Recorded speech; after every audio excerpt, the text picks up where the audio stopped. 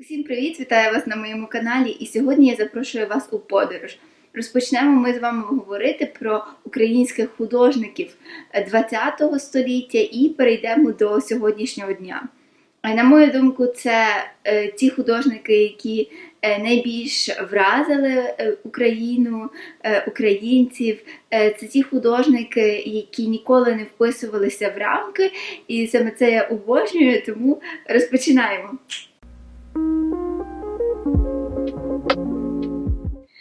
Ну, а почнемо ми від Василя Ярмилова. Це такий харківський монументаліст, авангардист. Власне, це та людина, яка створювала нові смисли в мистецтві. Шкода, що в часах Радянського Союзу його не оцінили наскільки потрібно, оскільки це вільнодум. Це людина, яка постійно створювала нові речі з нічого. Людина з надзвичайною фантазією. Зокрема, він створював різні коробки до сірників, просто якісь упакування, створював надзвичайно такі монументалістські картини. У 1915 році його забрали на Першу світову війну, де він, власне, і побачив весь жах війни, і згодом, власне, це змінило його стиль, тому що у 20-х роках його стиль змінився, він почав займатися таким конструктивізмом. І цікаво, що він від початку потрапив у дуже хороші кола, де він міг розвиватися. І, власне, я зараз хочу зацитувати, що про нього говорив Валеріан Поліщук.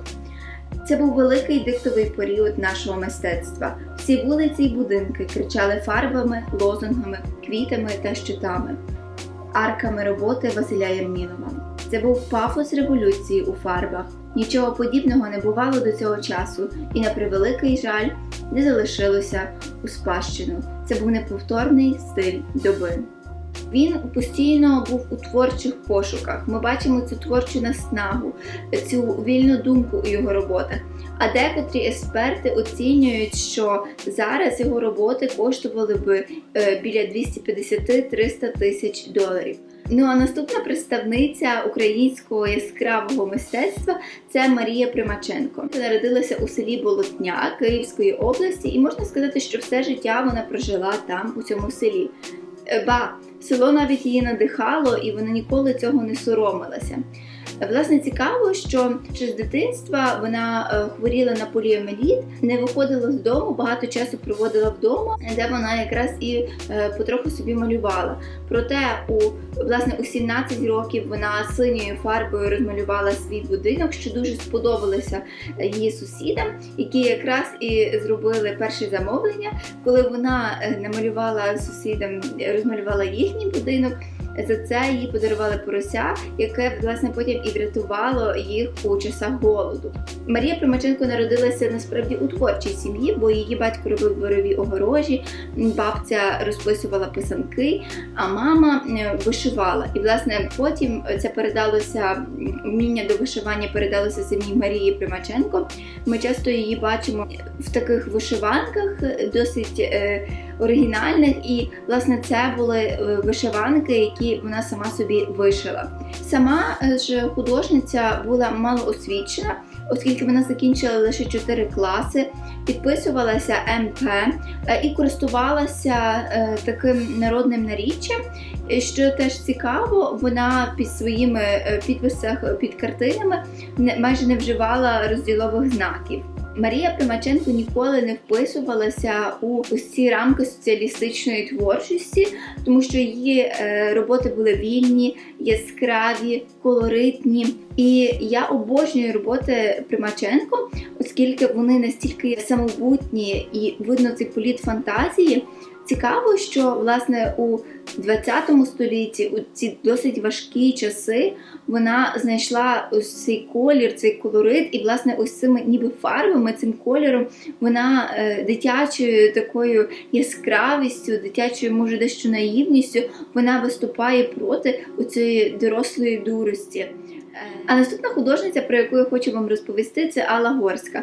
Алла Горська – це шістдесятниця, вона була діячкою правозахисного руху у 60-х роках, народилася в Ялті. В творчій сім'ї, оскільки її батько був одним із засновників радянського кінематографу, а її мама ніколи не робила кар'єри.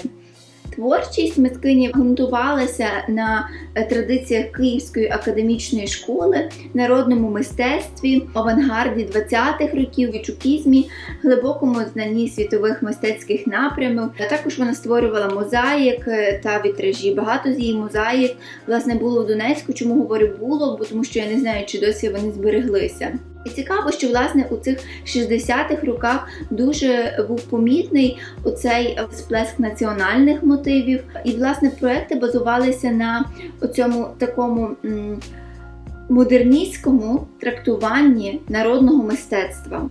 Належачи до групи шістдесятників, вона, звісно ж, активно брала участь у правозахисному русі. У 68-му році вона підписала лист до, власне, керівництва СРСР у зв'язку з незаконними арештами і закритими судами над дисидентами. Тоді, власне, Києвом і Україною пішли такі чутки, що з'явилася якась бандерівська організація, яка керується західними спецслужбами. І, власне, керує цим в Україні Алла Горська. Тобто її переслідували її КГБ. Цікаво ж те, що вбивство Алли Горської прийшло в квартирі її тестя, а після вбивства Києвом прийшов величезний мітинг проти, власне, цього комуністичного режиму в Україні. А зараз ми поволі переходимо до сучасників, до Олега Тістула. Олег Тістул – це такий український сучасник, представник української нової хвилі в мистецтві, такої хвилі трансавангарду. Це таке мистецтво, яке виникло на зламі радянської і пострадянської доби.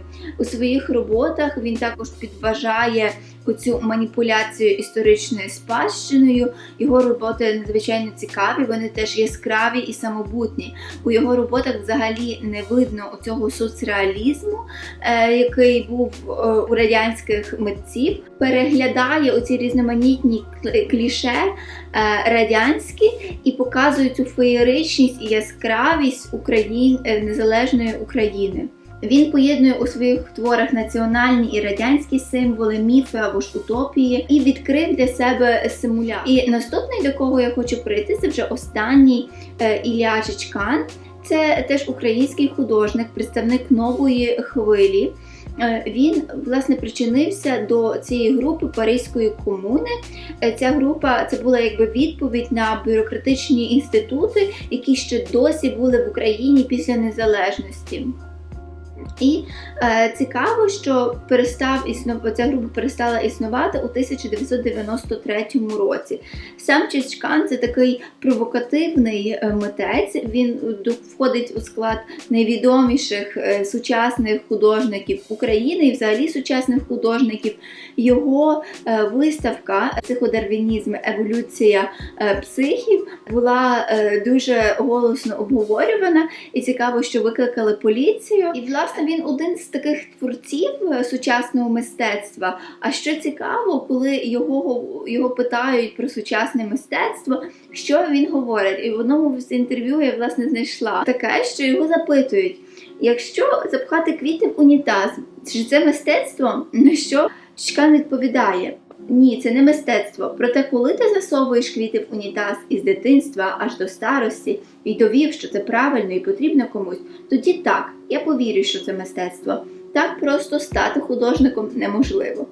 Ось так. Тобто тим самим він говорить, що бути художником – це величезна праця, власне, праця теж над собою, навіть в такому типовому квадраті Малевича, темному, чорному, в якому, здається, і нічого немає. Якщо намалює його якась проста людина, яка під цим не має ніякого меседжу, це буде просто картина. просто навіть не картина, а шматок квадрату, шматок полотна чорного. А власне, коли це робить художник, який несе під цим певний зміст, тоді ми вже можемо обговорити цю картину. Я сподіваюся, що вам сподобалося це відео, сподобалася ця тема. І я буду знімати ще більше таких відео, якщо вам сподобається, дайте мені про це знати. А на сьогодні це все. Дякую вам за перегляд. Па-па і до нових зустрічей!